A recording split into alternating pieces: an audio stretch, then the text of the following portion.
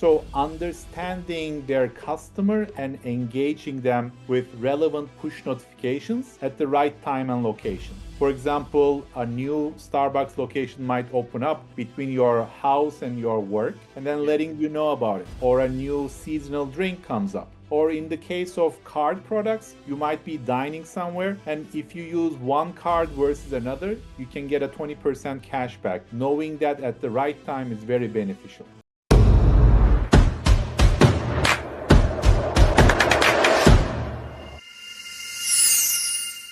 Hey guys, and welcome to the Grow IT podcast. One of your hosts here, Trek King. And today we are very excited to have our guest, Batu from LocatIQ. And we'll be diving into his story a bit, as well as what it is his company does. And then, as you guys know, as always, insights into the technology industry. So make sure to stick around for this one. But without further ado, Batu, welcome. Thanks for hopping on today. Thanks for having us, Drake. Batu, if we can kick things off, if you could kindly just, give us a bit about your background. Just tell us a snippet or two. Sure. We're actually two co-founders initially started both with PhDs. We are coming from a technical background, and then we evolved into finding and solving a problem that's decades old or centuries old. It's Yeah. the in-person payments. It's sort of reading somebody's mind, knowing what they're about to buy before they buy, for the Wow. benefit of the payment platforms, retailers, and fintechs alike. That is excellent. Tell me, but how, like you mentioned, your given your history, how is it so that you decided to move into this direction, that made you so passionate about what you do? So we initially started from a technical perspective, trying to figure out locating a person in a shopping mall, like our old name suggests. Figuring out which floor the customer is. Are they going to Nike, Adidas? Are they looking for sports or baby products or whatnot? And then we evolved into how do we make it scalable? How do we Right. make it so that there is so much information about offers, cashbacks, rewards, so many push notifications.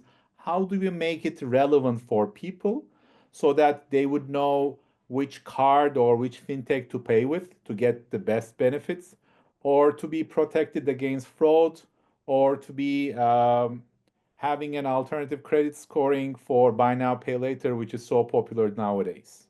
Yeah, that is very, very interesting. Tell me the like what type of, obviously when you work with clients, uh like you mentioned, there's the big problem when it comes to these payments. But what's other problems or what desired outcomes does your clients want? The reason why they decide to obviously do business with you guys. So we have two types of clients. One is mostly around banks and fintechs that Right? have a payment platform like a credit card or a buy now, pay later.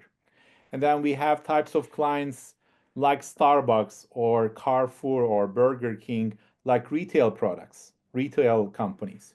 In Yep. both cases, the value proposition is very similar.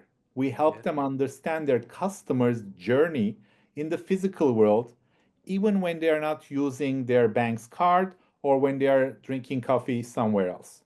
Things. Uh, Right.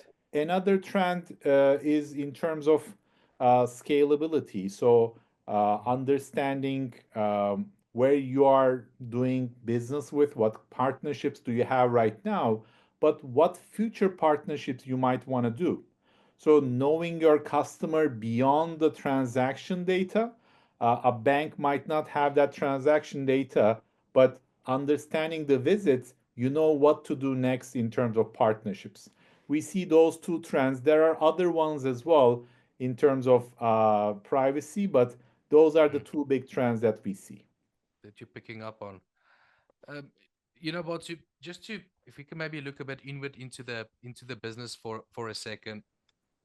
as starting out a company is it's got its ups and downs, right? There's always some challenges that comes along with it. What's all like, if you don't mind sharing an example or two of couple, like a couple of challenges you guys had, when you started growing the business, or you might still be having, or, you know, just to realistically know, it's not always roses, is it? Yeah, yeah. Definitely. So we're a technology company, but behind it all, we have to have the trust of these enterprises that we integrate with. So Right. these are banks, these are card issuers, these are big retailers. So Mm, having that trust takes time. So it's building those relationships with those companies as well as other smaller companies that you build the trust, you get the results, you showcase them in conferences and events, you get references from somebody who worked with you before, moving to another company, referencing you, and then eventually getting into partnerships with the two largest card issuers in the world so that we can have a distribution channel.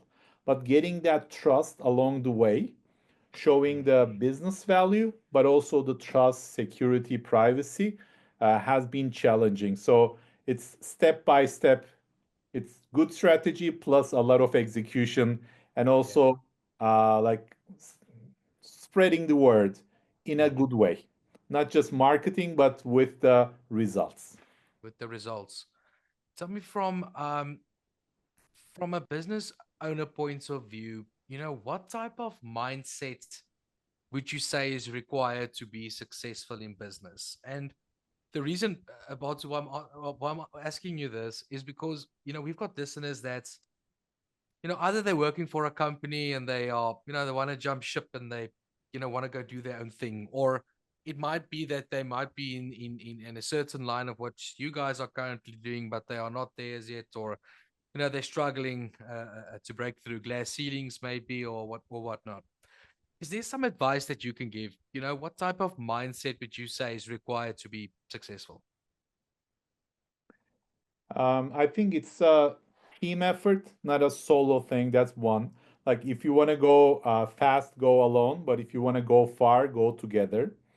And in that context, I think you need three kind of perspectives in the core team. Yeah, One is a differentiator in terms of technology, what you're doing, either coding, AI, or something else, yeah, but also knowing the business, what you're selling, being maybe on the other side of the table before in your previous job, so you can understand the needs of the product, perspective of who you are trying to sell to, whose problem you're trying to solve.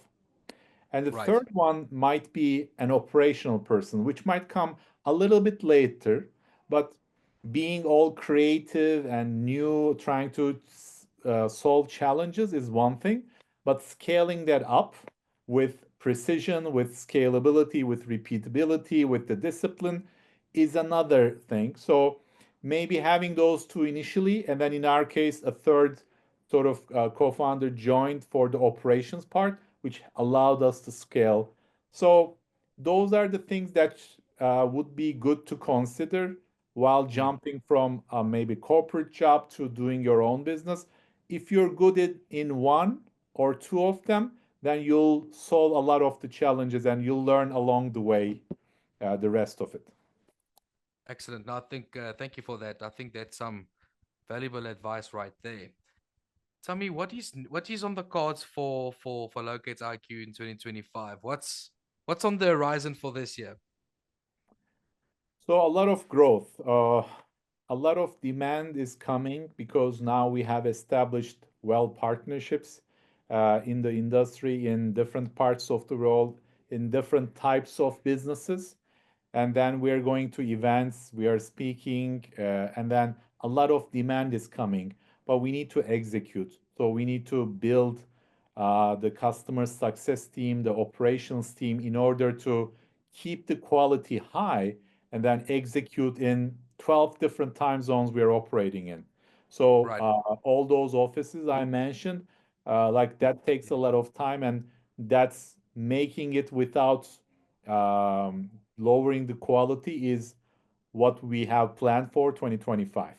And we are very excited to execute on it. Yeah, well, it sounds exciting and it sounds like a lot of work. The but I can fully understand why why you're such a thought leader in the market when it comes specifically to this.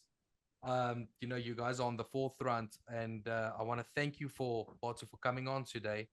I can fully understand why you guys are so successful, and I know off screen we you said that you travel so a lot. Good luck with all those travels, and hopefully those flights are not too much delayed this year, because we all we all know that waiting times in between, that's actually the one that kills us, right? Not necessarily the flight itself.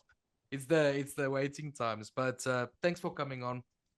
All the best to you guys. And just lastly from my side, where can they get hold of you guys? So they can reach us from info@malliq.com or visit us from locatiq.com or malliq.com. And then they can reach us as a first step. We can evaluate whether we can add value to them, and then we can plan out pilots with them, and then execute across that. Across And that. I appreciate the invite as well. It's been a great pleasure on my side as well. Hope you have a great 2025, you and the whole team. Appreciate you. Thanks, buddy. All the best. Thank you.